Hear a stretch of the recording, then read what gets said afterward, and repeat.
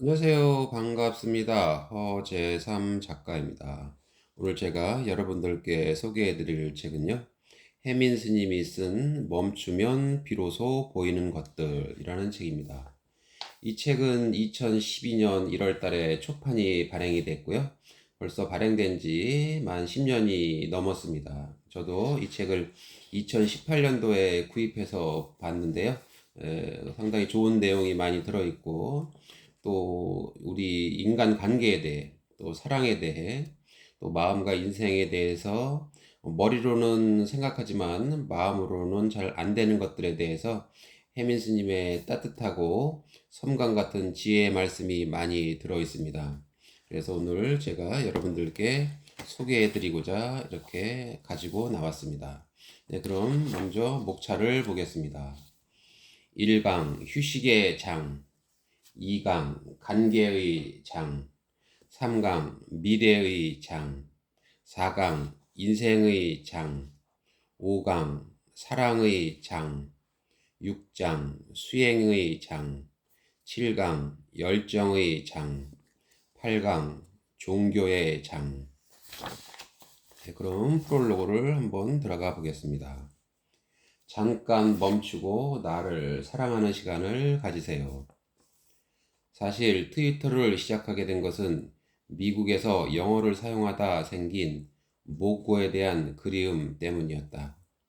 강의가 끝나고 텅 빈 연구실에 있다 보면 향수병에 걸린 것처럼 모국의 언어가 사무치게 그리울 때가 있다. 그럴 때마다 나는 일상생활 속에서 떠오른 생각들을 트위터에 기록했고, 모국의 언어로 대화해주는 사람들과의 소통 속에서 큰 위안을 얻곤 했다.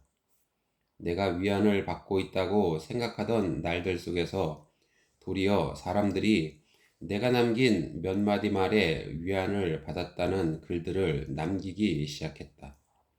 상처받은 마음이 치유되었다는 글, 용서하지 못한 사람을 조금이나마 이해하게 되었다는 글, 못난 나 자신을 더욱 사랑해야겠다고 다짐했다는 글, 지친 퇴근길이었는데 힘이 난다는 글, 나의 한마디가 어떤 사람들에게는 용기와 위안이 될 수 있다는 사실을 그때 비로소 알게 되었다.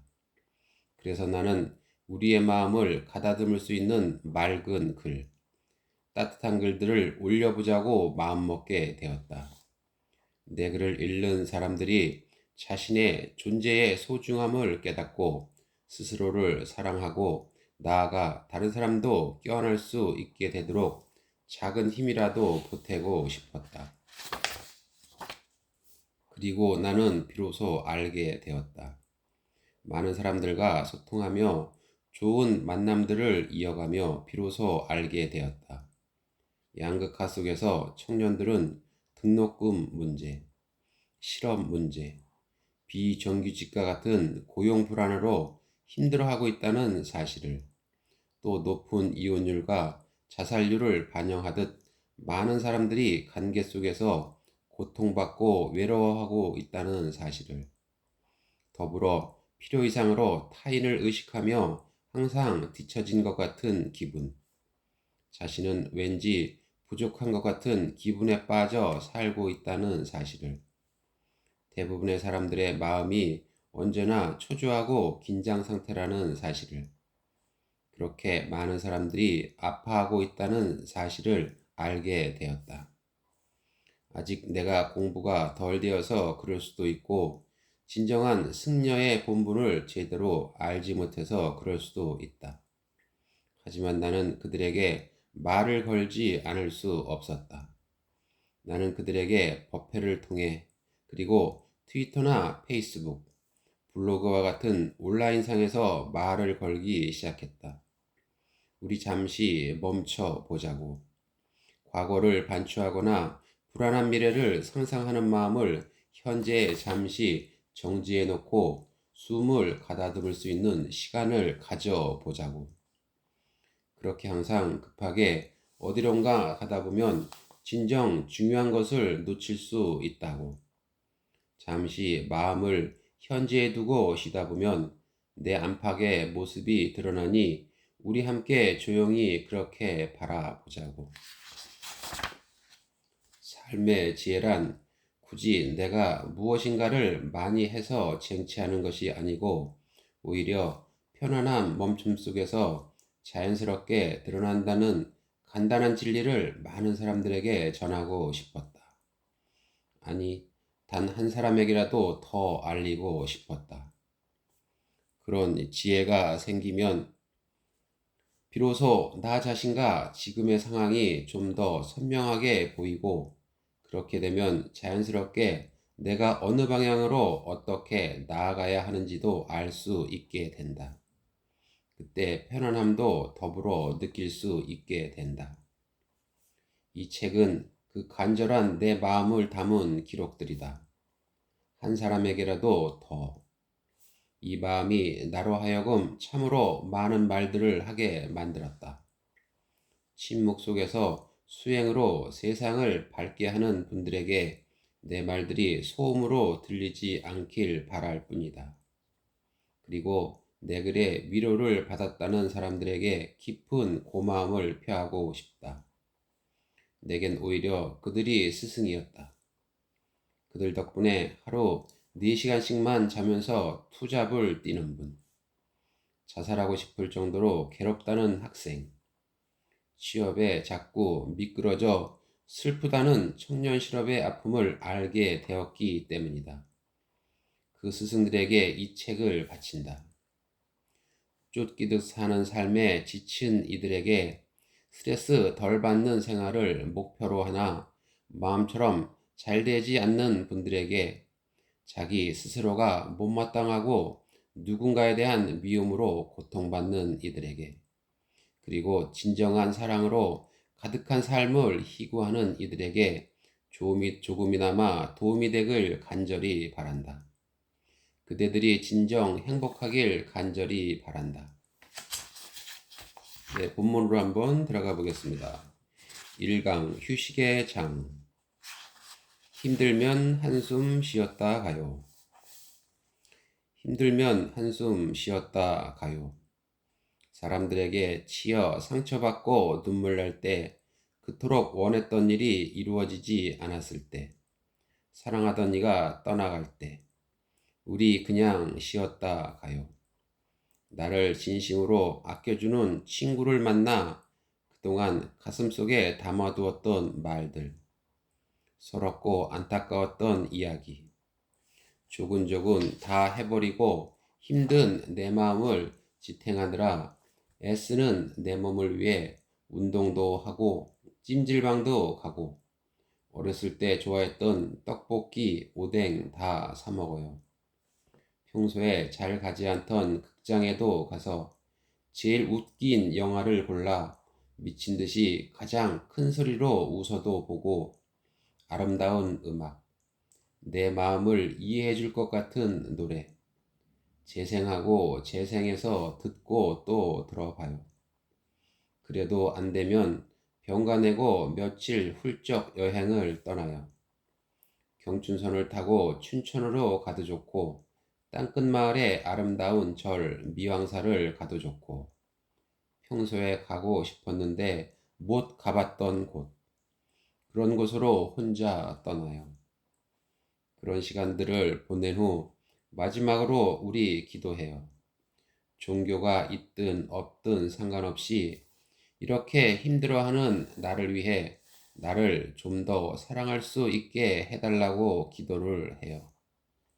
그리고 용서할 수 있게 해달라고 기도를 해요.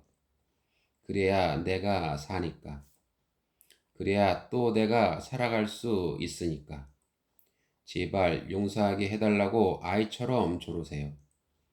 힘들어하는 당신이 곧 나이기에 오늘도 그대를 위해 기도하겠습니다. 부족한 나라고 해도 내가 나를 사랑해 주세요.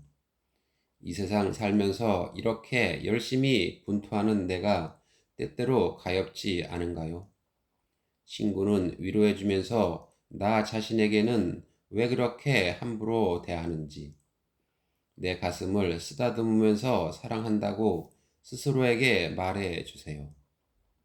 나를 힘들게 하는 것들을 지금 한번 노트에 쭉 적어 보세요.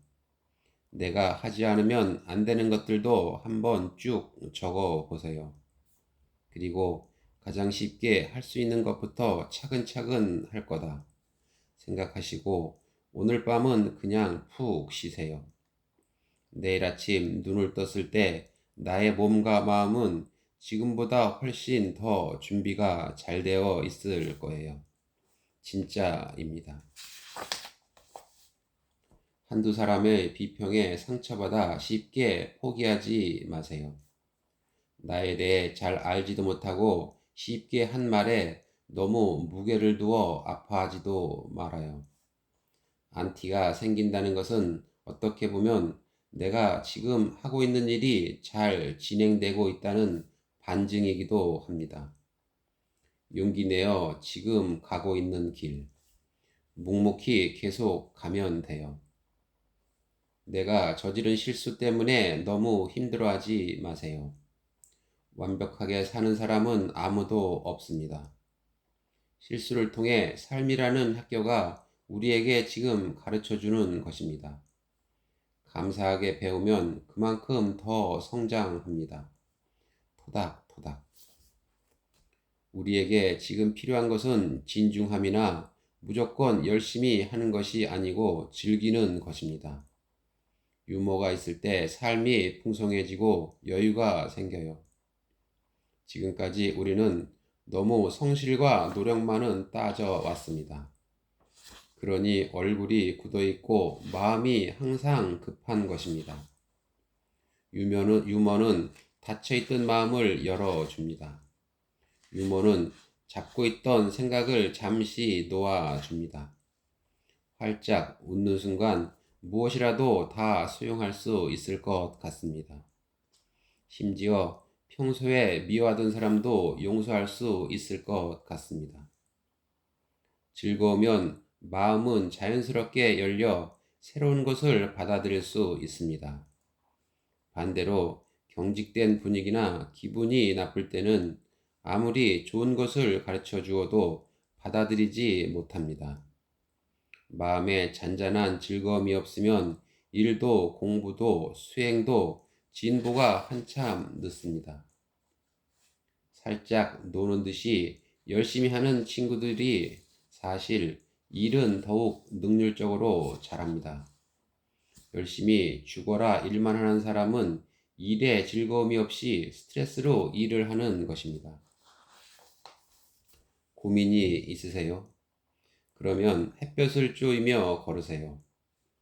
해 나온 날 걸으면 마음을 안정시키는 세로토닌 호르몬이 분비돼요. 안정된 마음에서 고민의 해결책 쪽으로 향해 있으면 나도 모르게 신기하게 답이 나옵니다. 복권 대신 꽃을 사보세요. 사랑하는 가족을 위해, 그리고 나 자신을 위해. 꽃 두세 송이라도 사서 모처럼 식탁 위에 놓아보면 당첨 확률 100%인 며칠간의 잔잔한 행복을 얻을 수 있습니다. 지금 나는 왜 바쁜가? 나는 나를 둘러싼 세상이 참 바쁘게 돌아간다고 느낄 때 한 번씩 멈추고 묻는다. 지금 내 마음이 바쁜 것인가? 아니면 세상이 바쁜 것인가? 사람들은 보통 마음이라고 하는 것과 세상이라고 하는 것이 따로따로 존재한다고 알고 있어요. 마음은 내 몸 안에 있고 세상은 내 몸 밖에 있다고 생각하지요. 그리고 우리의 마음은 몸 밖의 세상의 지배를 받아서 세상이 내 마음을 슬프게 만들기도 하고 기쁘게 만들기도 한다고 생각해요. 따라서 우리 마음은 거대한 세상에 비하면 너무나도 초라하고 작은 연약한 존재로 여기게 되지요. 하지만 부처님의 가르침은 우리의 생각을 뒤집어 놓습니다. 세상이 내 마음을 아프게 하고 기쁘게 하는 것이 아니라 세상에 투사된 내 마음을 보고 우리는 세상이 이렇네 저렇네 하는 분별을 일으키며 사는 것이라고요. 도대체 이 말이 무슨 말인가요? 내 마음이 투사된 세상을 내가 보는 것이라니. 좀 쉬운 예를 한 가지 들어보겠습니다. 얼마 전 법당 불사를 완공한 한 선배 스님이 들려준 말이에요. 집을 직접 지어보신 분들은 잘 아시겠지만 법당 공사를 하던 중에 지붕에 기와를 올려야 하는 시점이 오니까 이상하게도 제 눈에는 어딜 가나 가정집이든 절이든 지붕 위에 있는 기와들만 자꾸 눈에 들어오는 거예요. 그 다음엔 또 마루를 깔 때쯤 되니까 이번엔 가는 곳마다 마루만 눈에 들어오는 거예요. 어딜 가나 그곳 마루나무의 결이나 색깔, 단단함 같은 것에만 눈길이 가더라고요. 그런데 이 사실을 제 스스로 자각한 순간 작은 깨달음이 있었어요. 세상을 볼 때 우리는 이처럼 각자의 마음이 보고 싶어하는 부분만을 보고 사는 건 아닌가 하는 점이었어요. 우리에게 보이는 세상은 온 우주 전체가 아니라 오직 우리 마음의 눈을 통해서만 볼 수 있는 한정된 세상이라는 걸 새삼스레 발견하게 된 것이죠. 쓰나미가 무서운 것은 바닷물이 아닌 바닷물에 쓸려오는 물건들 때문입니다. 해오리바람 또한 바람 때문에 죽는 일보다 바람에 휩쓸려 온 물건들에 치여서 다치고 죽습니다. 우리가 괴로운 건 우리에게 일어난 상황 때문이 아닙니다. 그 상황들에 대해 일으킨 어지러운 상념들 때문입니다. 기분 나쁜 일이 생겼습니까? 가만히 놓아두면 자연스럽게 사라질 일을 마음속에 계속 담아두고 되새기면서 그 감정의 파동을 더 크게 증폭시키지 마십시오. 흐르는 감정의 물결을 사라지지 못하도록 증폭시키면 자신만 괴롭습니다. 프라이팬에 붙은 음식 찌꺼기를 떼어내기 위해서는 물을 붓고 그냥 기다리면 됩니다. 그렇게 시간이 지나면 저절로 떨어져 나갑니다. 아픈 상처를 억지로 떼어내려고 몸부림치지 마십시오. 그냥 마음의 프라이팬에 시간이라는 물을 붓고 기다리면 자기가 알아서 어느덧 떨어져 나갑니다. 만족할 줄 알면 나 자신이 스스로를 괴롭히면서 하는 분투를 쉴 수 있습니다.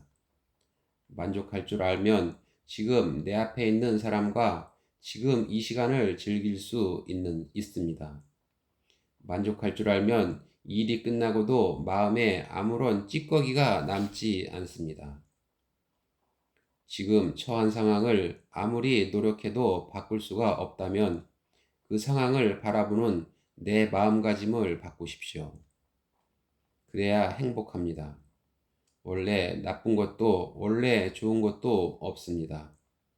내 마음에 상을 가지고 세상을 바라보니 좋은 것, 나쁜 것이 생기는 것뿐입니다.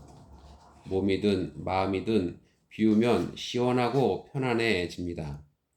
반대로 안에 오랫동안 간직하고 있으면 몸이든 마음이든 병이 납니다. 뭐든 비워야 좋습니다.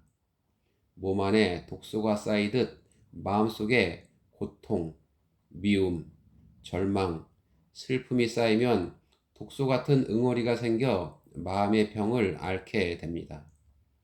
그 독소를 운동으로, 상담으로, 기도로, 참회로 깨어서 바라보는 명상으로 풀어야 합니다. 현대인들이 가지고 있는 고 하나, 리모컨으로 텔레비전 채널을 돌립니다. 채널은 많은데 마땅히 고정해놓고 볼 프로그램이 없습니다. 너무 많은 선택은 사람을 불행하게 하는구나 깨닫습니다.